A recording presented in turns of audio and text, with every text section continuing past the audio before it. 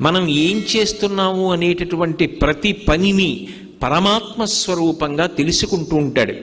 ఒక దీపం ఉందనుకోండి, అది కేవలం కాంతినివ్వగలదు, కానీ సూర్యబింబంలోంచి వచ్చేటటువంటి కిరణములు అలా కేవలముగా కాంతినివ్వడం కాదు, దాని యందు ఒక విశేషమైనటువంటి శక్తి ఉంటుంది.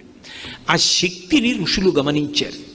అది ఏ శక్తి అంటే, అది లోపల ఉండేటటువంటి హృదయ పద్మాన్ని వికసనం పొందేటట్టుగా చేస్తుంది. అందుకే సమస్త ప్రాణులు కూడా, సాత్విక ప్రాణులన్నీ కూడా సూర్యోదయానికి కన్ను తెరుస్తాయి. కృతఘ్నఘ్నాయ దేవాయ జ్యోతిషాం పతయే నమః అంటారు ఆదిత్య హృదయంలో.